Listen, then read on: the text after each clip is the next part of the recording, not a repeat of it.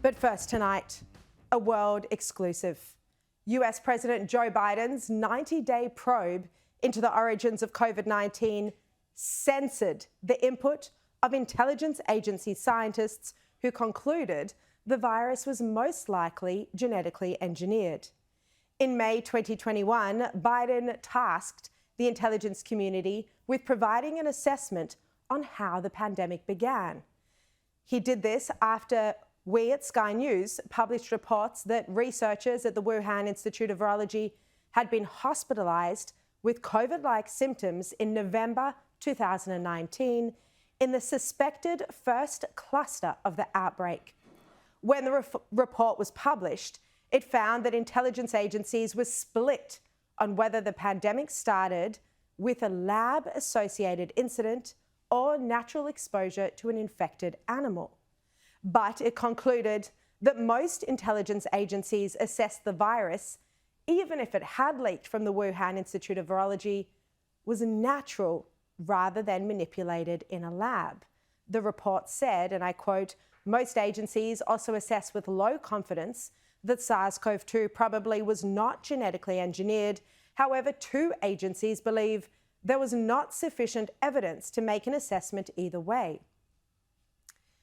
Look, Sky News now understands that this was not the assessments made by scientists in 4 groups within the intelligence agencies that actually engaged in scientific analysis. They concurred that there was either a high likelihood or at the very least a reasonable chance that the virus was genetically engineered. I've spoken to well-placed sources familiar with the work that unfolded inside the Defence Intelligence Agency and familiar with their interactions with the Office of the Director of National Intelligence for that 90-day intelligence probe. They've given their time and valuable insight to ensure this story of their censorship is told, of how scientists who disagreed with Anthony Fauci and his fellow gang's natural origin conclusion was silenced. The Pentagon-based Defense Intelligence Agency provides intelligence support to the US military. Scientists at the Defense Intelligence Agency's National Center for Medical Intelligence, who operate out of classified facilities at Fort Detrick, conducted rigorous research on the genomic sequence of the virus when the pandemic started. These scientists are Dr. Robert Greg Cutlip. He's a senior research scientist who worked for the Defense Intelligence Agency for 11 years until 2021, and he now works for the Institute for Defense Analysis. He was a member of the Coronavirus Task Force, providing intelligence to the president, and has authored more than 60 peer-reviewed abstracts and 50 academic publications. He was working with Commander John Paul Chrétien, who led the pandemic warning team at the Defense Intelligence Agency's National Center for Medical Intelligence. Before this, Jean-Paul had worked as a senior policy advisor for biodefense in the White House Office of Science and Technology Policy. In their team was also Dr. John Hardin, a Navy Reserve captain who specializes in chemical and biological defense programs and has served on several National Academies of Science committees. He's got extensive experience with viral reverse genetics systems. Their research, some of it top secret and some unclassified, throughout 2020 and 2021 firmly concluded that COVID-19 was in all likelihood a laboratory construct. One of their research papers, dated May 2020, states, and I quote, "We highlight the features of SARS-CoV-2 are consistent with long-standing and ongoing laboratory experiments. The possibility of the SARS-CoV-2 furin cleavage site arising during passage in the laboratory cannot be dismissed. Laboratories also have directly inserted furin cleavage sites into coronaviruses." They cite in that May 2020 paper several examples, including the work that the so-called bat lady Shizheng Li was doing, the gain-of-function experiments with the University of North Carolina and other places. Again, that was their first paper in May 2020. But then, in research that remains locked in Fort Detrick, they discovered what was described internally as a smoking gun. And I can report on this tonight for the first time. One of the scientists discovered that the size and location of a fragment of SARS-CoV-2 that originally came from a coronavirus strain found in the ant-eating mammal, the pangolin, resembled and was highly similar to the precise same fragment in Wuhan Institute of Virology research from more than a decade earlier in 2008. It was the same technique that the Wuhan Institute of Virology had used in grant applications to both the NIH, the National Institutes of Health, and DARPA to make so-called chimeric viruses, which are viruses containing genetic material from at least 2 other viruses. Now, for more scientific and technical detail about this very important discovery of theirs, you can read my full report online on the Sky News website and in the Australian newspaper tomorrow. A well-placed source told me that this is what the team said about that 2008 research paper of Shizheng Li's, and I quote, "This paper is the smoking gun of everything. When the team reviewed this data, they thought, this is created in the lab. It's a reverse genetics construct."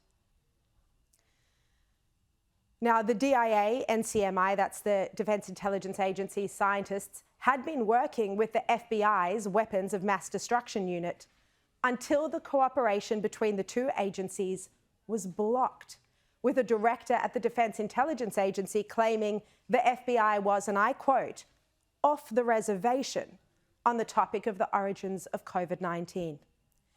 The order to stop cooperating with fellow American scientists at another intelligence agency shocked those involved. Their cooperation continued quietly. But the worst censorship happened during Joe Biden's probe in the origins of COVID-19. He gave the intelligence community 90 days to investigate how the pandemic started. Sources close to the inquiry estimate that about 90% of the Defense Intelligence Agency's National Center for Medical Intelligence edits were deleted, censored, or simply weren't included. I quote, "They said the information was too technical to include in the ODNI assessment," a source familiar with the process told me. And I quote, "They said when the scientists saw the final document, they wondered where did all their edits go." The 90-day study also ignored coronavirus gain-of-function research that was underway in Wuhan. There was also a lack of genomic data analysis. The scientific team inside the Defense Intelligence Agency thought the 90-day report was scientifically inaccurate, according to sources familiar with the inquiry. And I quote, "There was a lot of erroneous information. There was no genomic analysis in the ODNI report, nothing about the rare codons or the polybasic cleavage site and the minimal cassette.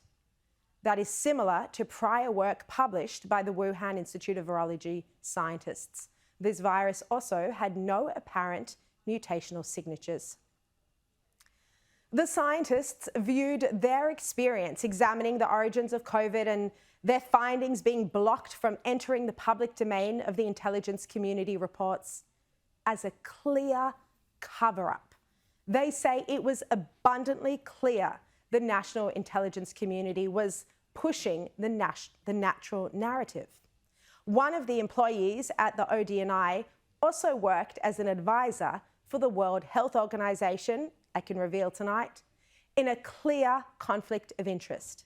One of my sources said, and I quote, "They were all natural origin folks." Now, I've put questions to the Office of the Director of National Intelligence about this censorship and why it happened. I'm still awaiting their full response. But the point is, we know there was censorship on this topic from the social media tech giants, from the media, from prominent scientists, from government officials, and from medical and scientific journals. Yet scientists working for the intelligence agency with the foremost expert knowledge of genomic sequencing, John Hardham, Robert Greg Cutlip and Jean-Paul Chrétien were silenced. Their scientific analysis censored from the public domain. And the narrative of a natural origin was perpetuated by health officials until it became the predominant theory, a position that continues until this very day. Today, now, for the first time, their story has been told. The scientists deep within the intelligence community who disagreed with this natural narrative, who analysed the science themselves, will now be heard.